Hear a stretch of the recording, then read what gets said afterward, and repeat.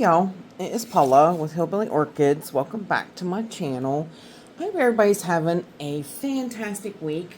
It's weekend time again, and yeah, I was gonna do something else.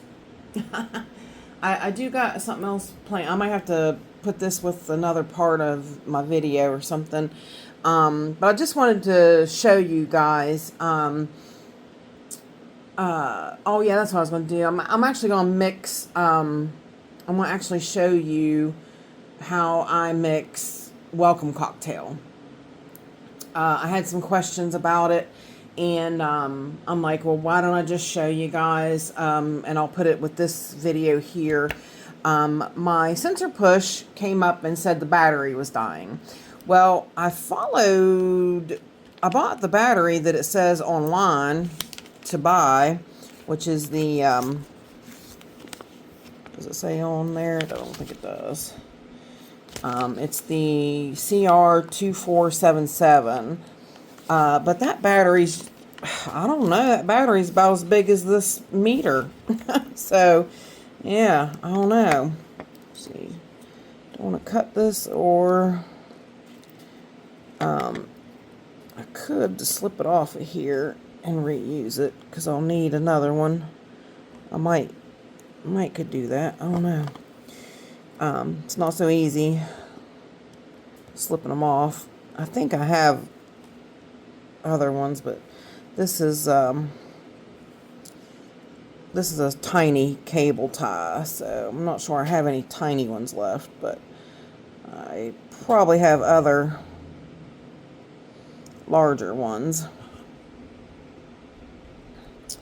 So let's see if that'll work. Yeah, come out. All right. So now what you have to do is these sensor pushes. I've had this one for a long time. Really, like literally probably 5 years, something like that. I've had it for a long time, and it's never needed the battery change till now. So like, I'm really like, okay, if I have to change the battery. If you look along it, you can tell that right here is like a different part of the lip where you should be able to pull it up out of there. Okay, that's the only side that will come up, is this side right here, and that's what you have to do. Is you kind of have to carefully. I don't like using a sharp knife to do this, but that's kind of all I have right now.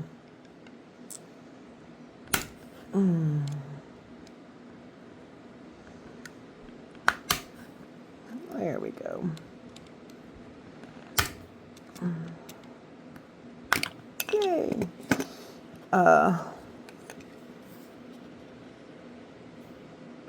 Okay, where's the battery? Is it on the other side? Like I have to pop it out of here?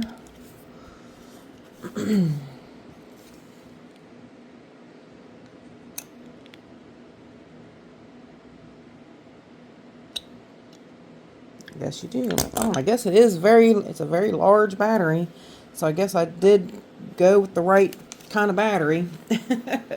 I really thought, I was like, boy, the battery is like the whole size of the sensor push. So let's see if I can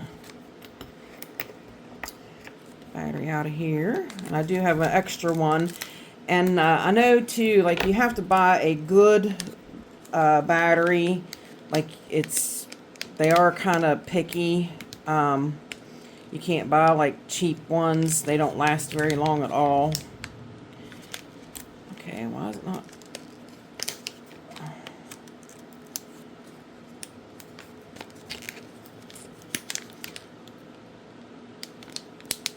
Why is it not opening?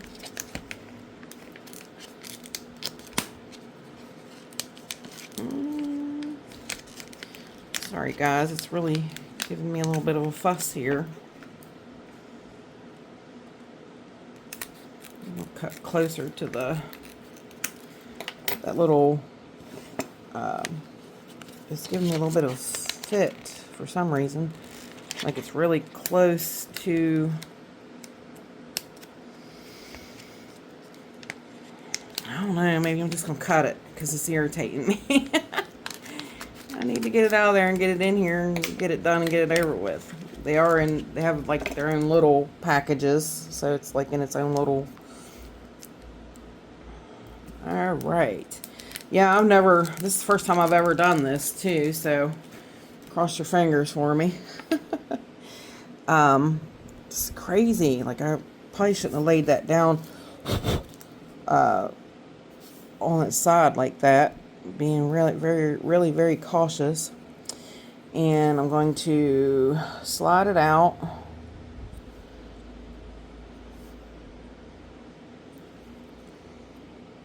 It has a big old battery. And it is a CR22477. So this one, the top down, we'll slide it right back in. Okay. Then we shall turn it back over, and this little peg here was sticking out that little hole right there. Or I think them little peg holes was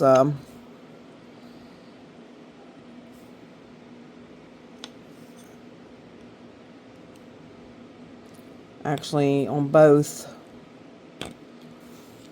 sticking out both sides. See, there was one, there's one. Alright, so that's good. That's how it was, I'm pretty sure.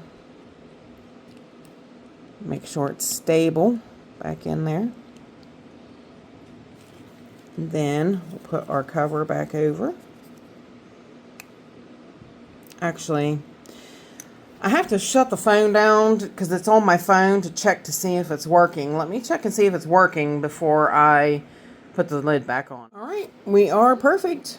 It is working. It is doing great. And pop that back in. And throw that in the garbage. Put the zip tie back on it and hang it up, and she's good to go. So that was pretty easy to do, changing the battery in that. So hang tight, and we will mix up some welcome cocktail water. Alrighty, y'all.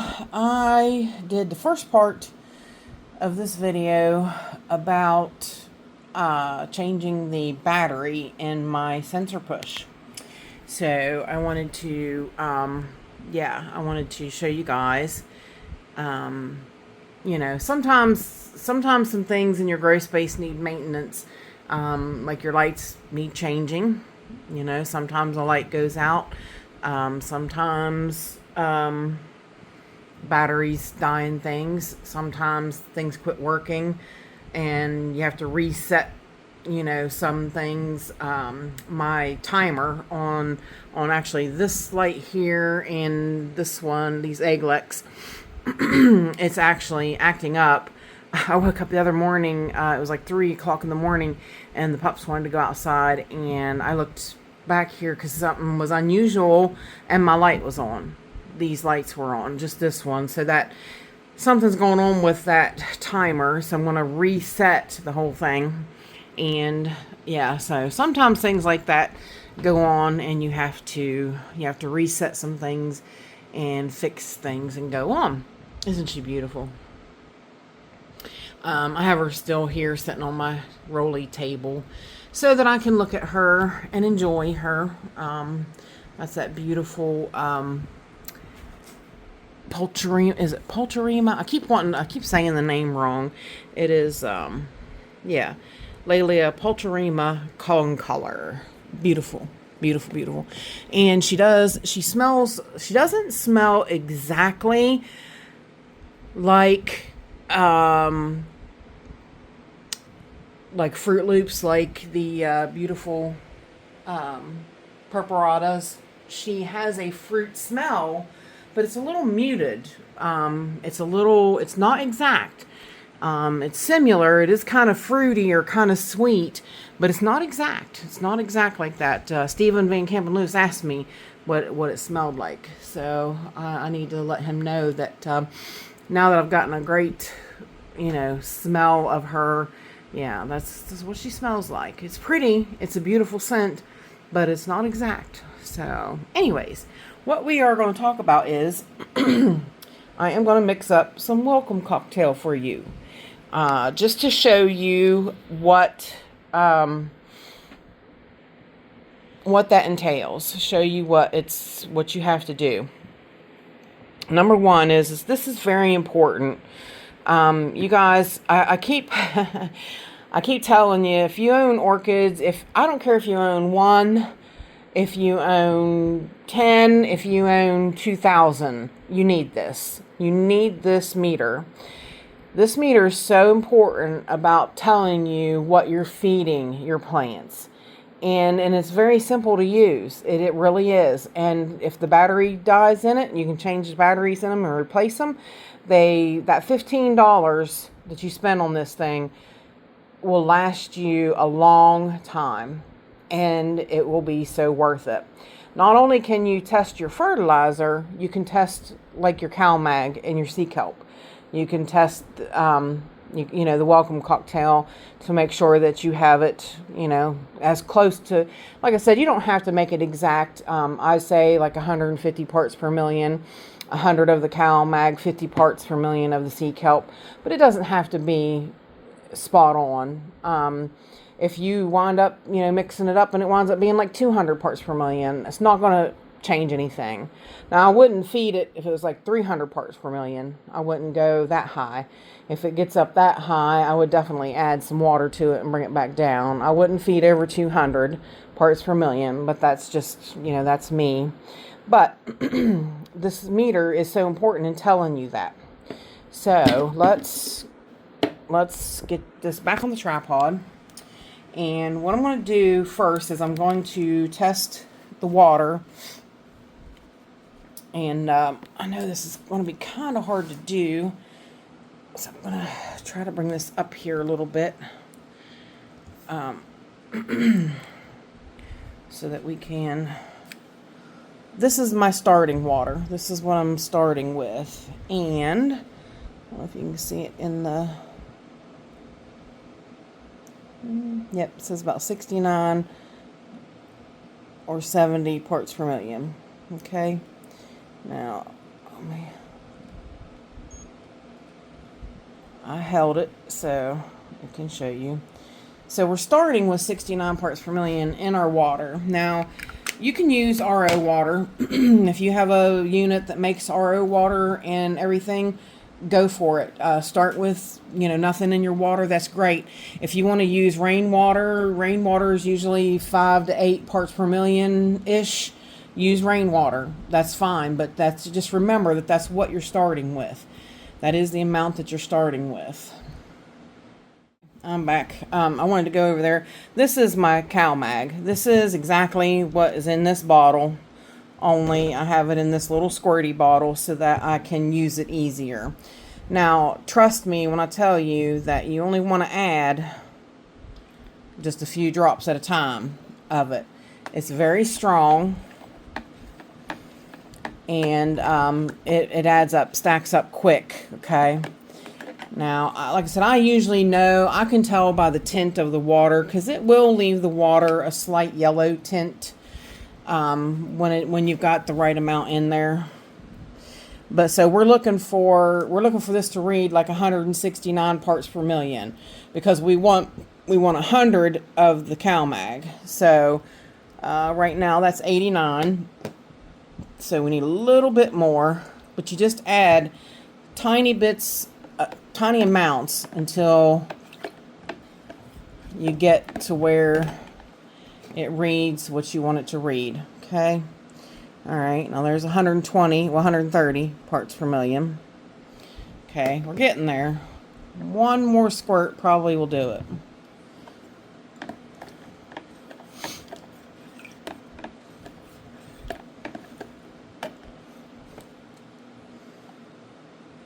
$163. really close. I'm going to do a couple more drops. It might go over because, like I said, it's pretty potent stuff. And just a couple drops really changes it. Yep. So we got about 182 parts per million. See, that's not that bad. That's not that much over. It's not really going to hurt anything. So that is the 180 parts per million, including the 60 that's on there. All right, I wanted to take you off the tripod and look. Do you see the slight yellow tint to the water? It is kind of, if you look at it, because the sea kelp's really going to make it brown. So just beforehand, I wanted you to have a look and see. You can slightly see the yellow tint. It will, when you got enough in there, it will have a slight yellow tint to it like that. So, all right. So now, and like I said, it's 183 parts per million. So that's 100 plus the 60. So really it's like 78. So it's like really like, it's like 120 parts per million of the CalMag, and then the 69 parts per million of the of what the water was. So now I don't have a dropper bottle for this one. I wished I did have, but so we're at 183. So we need it to read. Let me think. I should have thought this up ahead of time. I'm terrible at math, so I had to get it down and figure it out. So 150 plus the 69 is 219. Okay, so I knew it was going to be a little over 200 parts per million. So what we're going to do is we're going to do the same thing. We're going to add a little bit till we get it to what we want it. And because, like I said, this is brown, this will turn the water kind of a brown color. So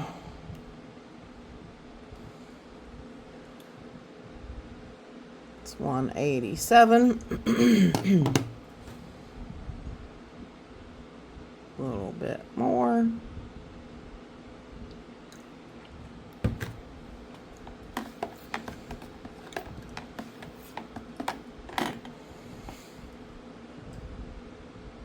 $194. A little bit more.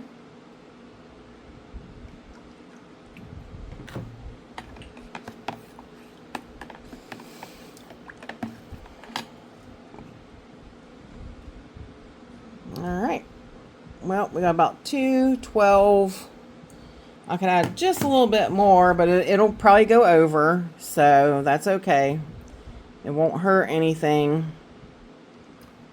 It will be just a tad bit over, but this will be a perfect welcome cocktail for new plants. Yep, 221, and that's just fine. 220, yeah, 221, and that's just fine. That's perfectly fine to use. That will that'll be perfect for any new plants you have coming, any plants that are struggling. Anything you want to water with it that could use a calcium boost, anything like that. So there you guys go. That is how I mix my cocktail, my welcome cocktail.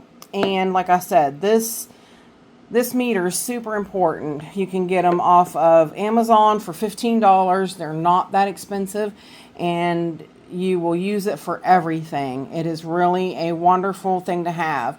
Any of the fertilizers that you ever mix up, when you mix it up, even if it says use quarter strength, and you mix it with that and you read it, you might find out that you're really overfeeding your plants, and you might have to really cut that down. So yeah, so that's it, you guys. That is how I make my welcome cocktail. If you have any questions, please put them down in the comments. And yeah, if you could like, share, and subscribe my video, or like, share, and subscribe to my video, I would really appreciate it. I do have free subscription and paid subscription. If you don't want to do that and you want to just give me a super thanks, I would really appreciate it. anything will help go towards my channel. I do have some up and coming projects that I can't wait to get into. So that's it, y'all. So with that said, I do appreciate each and every one of you beautiful, wonderful people stopping by and hanging out with me. And bye for now, y'all. Till we meet again.